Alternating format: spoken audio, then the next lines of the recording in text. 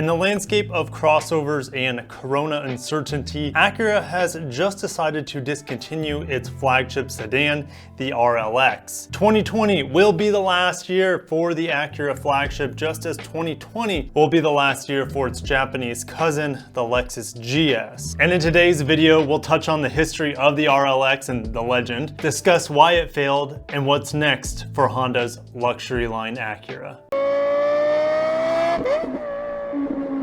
Welcome back to the channel, Luxurious Fleet. If you're new here, my name's Kirk.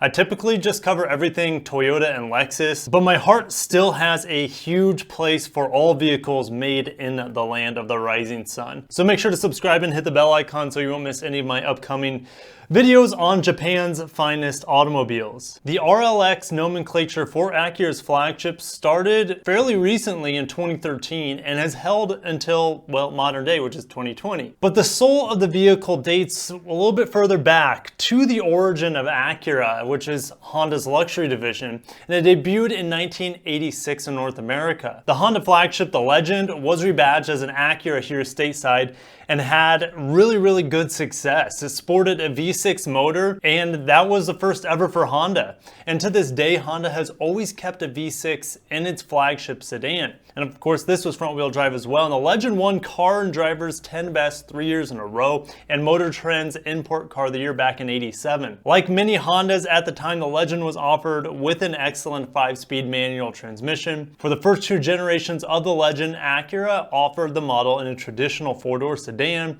and an extremely attractive 2-door coupe as well. I think it almost looks like a Nissan Skyline in a lot of angles. The second generation of the Legend, which is my favorite by far of all the Acura flagships, debuted in 1990. Displacement grew on the V6 to 3.2 liters in horsepower, and now is around 200. Unfortunately, Acura decided not to ever develop a V8 for the Legend, and then it was because it would outpace the V6 based Acura NSX. And by the time the Legend was discontinued, its horsepower had grew to a pretty decent 230 horsepower, and it could even come with a 6-speed manual. Hey guys, make sure to smash the like button. That lets me know you would like to see me cover a little bit more Acura and Honda, as well as, you know, Lexus and Toyota that I already cover. For the 1996 model year and the introduction of a new redesign, Acura scrapped the Legend nameplate. Honda executives felt that the Legend nameplate was overshadowing the Acura marquee in the United States. Add to the fact that other luxury marquees like Mercedes and Lexus and BMW used alphanumeric designations,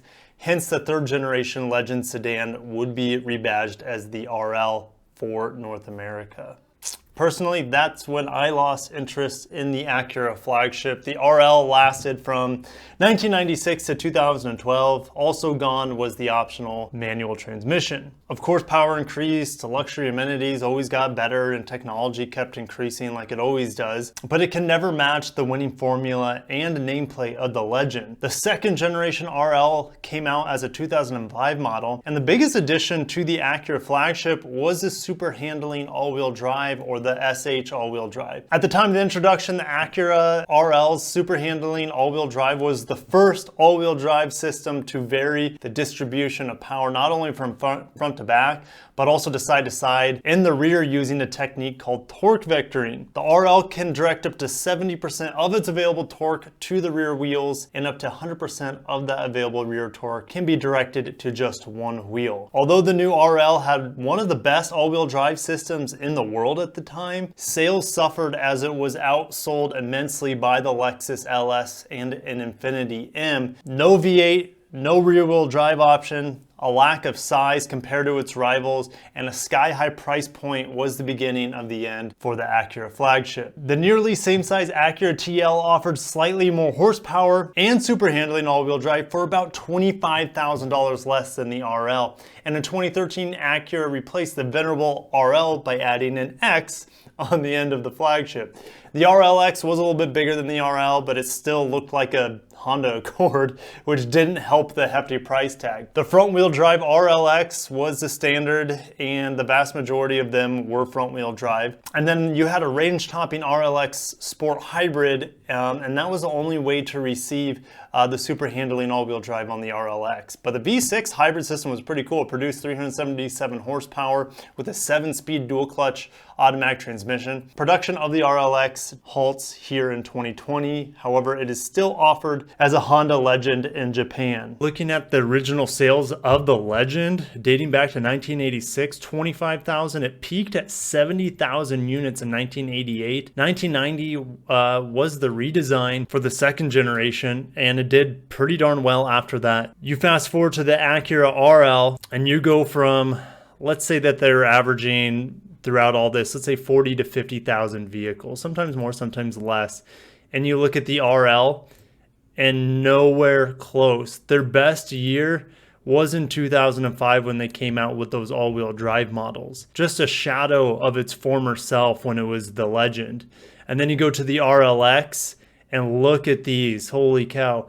Its best-selling year was its first year, 5,000 units. Let's go back to the RL, which its best-selling year was 17,000. And you go back to the Legend, its best-selling year was 70,000. So it's just a complete failure of the flagship from Acura, and it's just tough to see that they didn't stop this ship from sinking a long time ago. Then over at Car and Driver, Acura is killing the RLX. RLX, which starts at 55,900, found only 179 buyers in the first quarter this year. Acura said, "Today we informed Acura dealers of our plan to discontinue sales of the RLX sedan in North America at the conclusion of the 2020 model year, as we make significant investments in the core models that represent Acura's future. The company will focus on volume leaders, the RDX and MDX crossovers, as well as the upcoming performance-oriented 2021 TLX." So that will just leave 4 models in the lineup for Acura: the ILX, TLX, the MDX, and the RDX.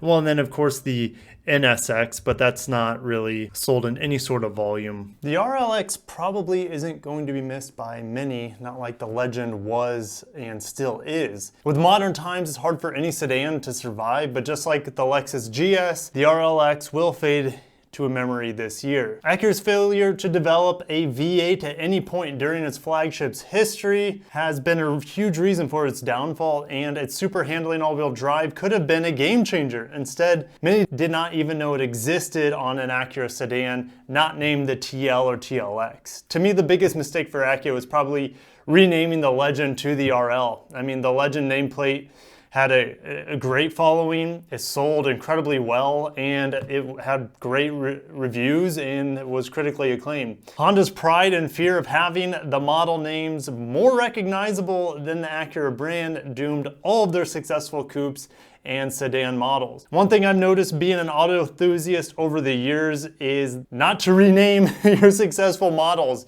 Doing so destroys any good reputation those models have built and any brand recognition and name recognition. Lexus, BMW, Mercedes, Audi, they've never renamed their models as far as I know, and they're all at the top of the luxury game. Cadillac, Acura, and Infiniti have all played the name game and have suffered immensely. So what's next for Acura? Well, the upcoming TLX Type S with its turbocharged V6 should do pretty good for the brand, at least, bring a lot of recognition back to the brand.